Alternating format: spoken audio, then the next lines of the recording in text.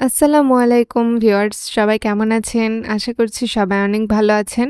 দেশের কোথাও বৃষ্টি হচ্ছে না এমন হয়তো নেই। আর নওগাঁতে তো র‍্যান্ডম বৃষ্টি হচ্ছে কয়দিন ধরে, ৩-৪ দিন ধরে। আর এই যে দেখেন আমার মৃত গাছটা জীবিত হয়ে গেছে। এটা আমার বড় বোন লাগিয়েছিল এই গাছটা। আর এই গাছটা প্রায় মারা যায়, আবার প্রায়ই যখন বৃষ্টি হয় তখন জীবিত হয়ে যায়। আজব একটা গাছ। তো আজকে সকালে কেউ বাসায় নেই, আমি আর আমার ছোট ভাই শুধু বাসায় আছি। সকাল থেকে অনেক কাজ করলাম, যেহেতু আমার নানি মারা গেছে। গতকাল তার মাটি হলো। কিন্তু এখনো নানি বাড়িতে আত্মীয়স্বজন আছে। যেসব আত্মীয়স্বজনরা অনেক দূর থেকে এসেছিল, তারা তাদের বাসায় যেতে পারেনি। কয়েকদিন এখানে থেকে তারপরে যাবে। যেমন নানির বোন, নানির ভাই, ওরা অনেক দূর থেকে এসেছে, অন্য শহর থেকে। তো ওদের জন্য একটু খাওয়া-দাওয়ার আয়োজন করা হয়েছে। এজন্য আজকে আমার আম্মু ওখানেই আছে। এখন বলতে পারেন আমি কেন যাইনি? আসলে আমার যেতে ইচ্ছে হচ্ছে না আর। আজকে মাংস একটু অন্যরকমভাবে রান্না করব। তো আমি ১ম এই দিলাম পেঁয়াজ বাটা, তারপরে রসুন বাটা, তারপরে দিলাম ধনা বাটা। আর হ্যাঁ, আমি জয়ফলটাও বেটে নিয়েছি পেঁয়াজের সঙ্গে। আজকে সব ভাজা মসলা দিয়ে মাংস মেরিনেট করব। ভাজা মসলা দিয়ে মাংস খেতে দারুণ লাগে। এক কথায় অস্থির টেস্ট। এবার দিচ্ছি আদা বাটা, জিরা বাটা আর রসুন বাটা একসঙ্গে ছিল, সেটা মিক্স। আমি এরকম মাংস মেরিনেট করে খাওয়াটা আমার একটা বেস্ট ফ্রেন্ডের কাছে শিখেছিলাম। আমার বান্ধবী অনেক ভালো রান্না করে। তো ওর কাছ থেকে এই মাংস মেরিনেট করে খাওয়াটা শিখেছি। আজকে সেটা ট্রাই করব। আজকে সকালে যাওয়ার আগে আম্মু আমাকে মুরগির মাংসের প্যাকেটটা বের করে দিয়ে গেছে। আর বলেছে যে আজকে যেন আমি রান্না করে রাখি। আম্মুর শরীরটাও বেশ খারাপ, আর ওইদিকে আত্মীয়স্বজনও আছে। একটু কথাবার্তা বললে হয়তো মন ভালো হচ্ছে। এই কারণে ওখানে আছে, থাক সমস্যা নেই। তো এখন এই সব কয়টা মসলা দিয়ে এখন সুন্দর করে আমি এগুলোকে মাখাচ্ছি। খুব ভালোভাবে কিন্তু মাখাতে হবে মসলাগুলো। প্রতিটা মাংসের সঙ্গে যেন মসলা লেগে থাকে, এভাবে মাখাতে হবে। আর হ্যাঁ, এখানে কিন্তু আমি লবণ দেইনি। লবণটা আমি পরে এড করব। ভিউয়ার্স, আজকে কিন্তু বেশ খানিকটা মাংস এখানে আছে, প্রায় 1/2 কেজির মতো। তো এই মাংসটা এভাবে মেরিনেট করে আমি আধা ঘন্টার মতো রাখবো। মাংসটা যত ভালো মেরিনেট হবে, খেতে কিন্তু ততটাই টেস্টি লাগবে। যেহেতু ভাজা মসলার মাংস, তো খেতে তো কেমন হবে বুঝতেই পারছেন। তো যাই হোক, আমার এই মাংস থেকে এত সুন্দর গন্ধ আসছে, রান্না না করতেই মনে হচ্ছে একটা স্মেল পাচ্ছি। এমনিতেই মনে হচ্ছে খাওয়া যাবে। আজকের মাংসে আমি আলু দিতাম না, কিন্তু আমার ছোট ভাই আছে, এজন্য আমি আলু কেটে রেখেছি। ওর জন্য দিতেই হবে। যে তরকারি করি না কেন, আলু দিতেই হবে। তো এখন আমি মাখাবো হচ্ছে মিষ্টি কুমড়া। এই মিষ্টি কুমড়াটার মধ্যে আদা বাটা, জিরা বাটা, রসুন বাটা দিলাম। তারপরে অনেক খানিকটা পেঁয়াজ আর কাঁচা মরিচ দিলাম। কাঁচামরিচ চচ্চড়িতে দিলে একটু বেশি সুন্দর গন্ধ লাগে, আর খেতেও দারুণ লাগে। আর এবার দিব এর মধ্যে লবণ, হলুদ গুঁড়া আর একটু মরিচ গুঁড়া। জানেন, আমার নানি মারা গেল। নানির পেটের মধ্যে নাকি অ্যাপেন্ডিসাইড বাস্ট হয়ে গিয়েছিল। দেন ওইটা থেকে ক্যান্সার সৃষ্টি হয়েছে, কিন্তু নানির কখনো পেইন হয়নি, কখনো বুঝতেই পারেনি। প্রায় 10 দিন রাজশাহী মেডিকেলে আইসিইউতে থাকার পরে আমার নানি মারা গেল। নানির নাকি প্রচন্ড ক্ষুধা লাগতো, কিন্তু ডাক্তার খাবার দিতে মানা করেছিল। মানে যে অবস্থায় হোক না কেন, তাকে খাবার দেয়া যাবে না। পেটের মধ্যে অনেক বড় একটা অপারেশন হয়েছে। আর আর মলের যে নাড়ি ছিল, সেটা পেট কেটে বের করেছিল বাইরে করে, ওইখানে একটা ব্যাগ লাগিয়ে দিয়েছিল। এত নির্মম একটা অপারেশনের পরে আমার নানি যে কত কষ্ট পেয়েছে, কিভাবে বেঁচেছিলেন এই কয়দিন, আমি এটা উপলব্ধি করতে পেরেছি তখন, যখন আমি এই অপারেশনটা দেখলাম। ক্ষতস্থানটা যখন দেখতে পেয়েছি তখন বুঝলাম। তো শেষ টাইম পর্যন্ত নানি শুধু স্যালাইন আর ডাবের পানির ওপরেই ছিল। খুব নাকি ক্ষুধা পেয়েছিল, সবাইকে বলেছিল একটু তরকারি দে, একটু ভাত দে, আমি খাবো। কিন্তু আসলে কেউ দেয়নি, কারণ ডাক্তার নিষেধ করেছিল। আমি যখনই কোনো খাবার খেতে যাচ্ছি, আমার নানির কথা আমার ভীষণভাবে মনে পড়ছে, যে নানি এখন থাকলে হয়তো বা এটা খেতে চাইতো, ওটা খেতে চাইতো। আসলে মানুষ আমাদের মধ্যে যখন থাকে, তখন আমরা বুঝতে পারি না তার শূন্যতাটা। যখন চলে যায় তখন বোঝা যায় যে হ্যাঁ, এই মানুষটা আর আমাদের মাঝে নেই। নানির 8টা মেয়ে, একটা ছেলে থাকা সত্ত্বেও নানি কিন্তু আমাদের নানির বাসায় একাই থাকতো। একা বাড়িতে থাকতেন এবং একাই রান্না করে খেতেন। আমার নানির বয়স কিন্তু প্রায় 82 বছরের মতো হয়ে গেছে। 80-82, হ্যাঁ এরকমই হবে।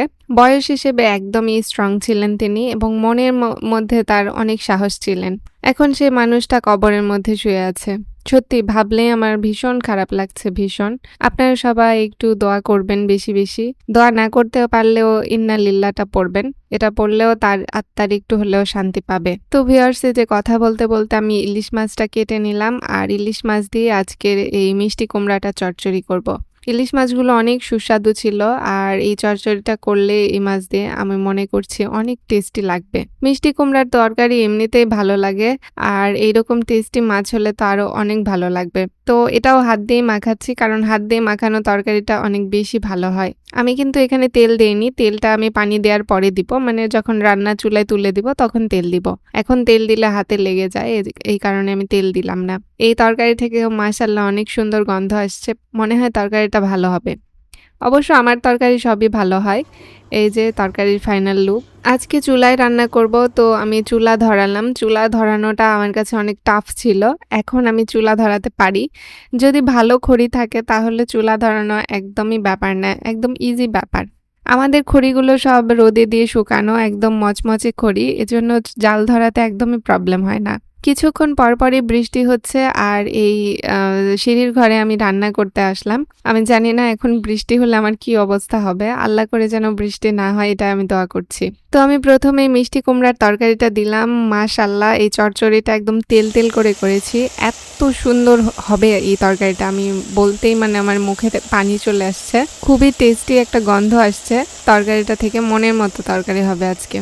আপনারা কারা মিষ্টি লাউয়ের এরকম পোড়া, পোড়া চচ্চড়ি পছন্দ করেন কমেন্টে কিন্তু আমাকে জানাবেন। আর এখন কড়াইয়ে তেল দিয়ে আমি আলু ছেড়ে দিলাম। মেরিনেট করে মাংসটা রান্না করব, মেরিনেট করে রাখা। তো ১ম এ আমি আলুটা একটু ভেজে নিচ্ছি হলুদ দিয়ে। হলুদ আলুতে এই কারণেই দিলাম কারণ হলুদ দিলে আলুটা কালো হবে না, আলুর রংটা খুব সুন্দর থাকবে। হালকা আমি ভেজে নিলাম আলুগুলো, তারপরে এর মধ্যে দিয়ে দিব এখন মেরিনেট করে রাখা মাংস। আমি আধা ঘন্টার মতো মেরিনেট করে রেখেছিলাম আর এখন সব মাংস দিয়ে একটু ভাজা, ভাজা করব। দেন এর মধ্যে পানি ঢেলে দিব। এই ব্রয়লার মুরগিটা যদি একটু ভাজা, ভাজা করে রান্না করা হয় তাহলে কিন্তু বেশ ভালো লাগে খেতে। আর আজকে যেহেতু পোড়া মসলা দিয়ে মানে ভাজা মসলা দিয়েই মাংসটা মেরিনেট করে রেখেছি, এই কারণে আরো সুন্দর একটা স্মেল আসছে। আজকে আমি আমার মনের মতো করে চিকেন রান্না করছি। জানি না বাড়ির কে কি রকম রিভিউ দিবে। আব্বু তো গ্রামের বাড়িতে আছে, আমি আর আমার ছোট ভাই আছি, আমরা দুইজনই খাবো। তো ভিউয়ার্স দেখতে, দেখতে আমার চিকেনটা হয়ে গেল। এই যে মাশাআল্লাহ খুব সুন্দর হয়েছে চিকেন। দেখেই মনে হচ্ছে যে খাওয়ার মতো হয়েছে। আর মাশাআল্লাহ এটা খেতেও অনেক ভালোই হবে। আসলে চুলায় রান্না করলে যেকোনো খাবার অনেক সুন্দর লাগে এবং অনেক স্বাদ হয়। এই কারণেই আজকে আমি একটু কষ্ট করে হলেও চুলায় রান্না করছি কারণ চিকেনটা যেন খুব ভালো হয় এই কারণে। ভাজা মসলা দিয়ে মেরিনেট করেছিলাম জন্য চিকেনটা থেকে একটা ভাজা, ভাজা গন্ধ আসছে আর চিকেনটা অ অসম্ভব মানে অসম্ভব রকমের টেস্ট হয়েছে। সত্যি আমি যে এত সুন্দর রান্না করতে পারবো এটা তো আমি স্বপ্নেও কল্পনা করতে পারছি না। তো এখন আমি চিকেনটা নামিয়ে নিব আর দুপুর হয়ে গেছে। এখন আমরা ২ ভাই বোন মিলে খাওয়া-দাওয়া শুরু করব। ভিউয়ার্স এই যে খাবার খেতে আমরা বসে গেছি। আমার এটা মিষ্টি লাউয়ের চচ্চড়ি ইলিশ মাছ দিয়ে। আর গতকালের কিছু আলু আর একটা মাংস ছিল এটা ছোট ভাইয়ের জন্য। আর আছে পাটের শাকের ভাজি আজকে দুপুরের। আর আছে হচ্ছে মুরগির মাংস। দেখেন মুরগির মাংসটা কি সুন্দর লোভনীয় হয়েছে। দেখলেই মনে হচ্ছে খেতে ইচ্ছে হবে এরকম। আর তেলটাও একটু বেশি করে দিয়েছিলাম। তো আমি ১ম এ শুরু করছি মিষ্টি লাউয়ের চচ্চড়ি দিয়ে। ইলিশ মাছ ছিল। তো মাশাআল্লাহ এই তরকারিটা এত টেস্টি হয়েছিল কি বলবো। অসাধারণ লেভেলের একটা টেস্ট। আমার হাতের যারা মিষ্টি লাউয়ের চচ্চড়ির তরকারি খেতে চান তারা কমেন্ট করেন তাহলেই খাওয়া হয়ে যাবে। এরকম বৃষ্টির দিনে মিষ্টি লাউয়ের চচ্চড়ি খেতে ভালোই লাগছে। আর অ্যালার্জির কারণে মিষ্টি লাউ আমি খেতে পারি না। বাট মাঝে, মাঝে এটা খাই। অনেক ভালো লাগে। যদি অ্যালার্জি না থাকতো প্রতিদিনই এটা খেতাম। মিষ্টি লাউ আমার অনেক প্রিয় একটা খাবার। এই ২ দিন হলো ভালো করে খেতে পারিনি। তো আজকে দুপুরে একটু মোটামুটি রকমের খাবার খাচ্ছি। মাশাআল্লাহ, আলহামদুলিল্লাহ। আল্লাহ যেটা রিজিক দিয়েছেন সেটার জন্য অসংখ্য ধন্যবাদ মহান আল্লাহকে। আর আমি মিষ্টি লাউয়ের তরকারিটা শেষ করে তারপরে নিয়ে নিলাম চিকেন। চিকেনটাও মাশাআল্লাহ অস্থির হয়েছিল। আমি যেমনটা ঠিক ভেবেছিলাম চিকেনটা ঠিক তেমনই হয়েছিল। অসাধারণ স্বাদ, অসাধারণ স্বাদ। আমি যে এত ভালো চিকেন রান্না করতে পারবো এটা আমি আসলে কল্পনাও করতে পারছি না। খুবই ভালো হয়েছিল আমার এই চিকেনটা। তো ভিউয়ার্স আজকের ব্লগটা যারা দেখলেন তাদেরকে অসংখ্য ধন্যবাদ। আবার দেখা হবে নেক্সট ব্লগে। সবাই ভালো থাকবেন। আল্লাহ হাফেজ।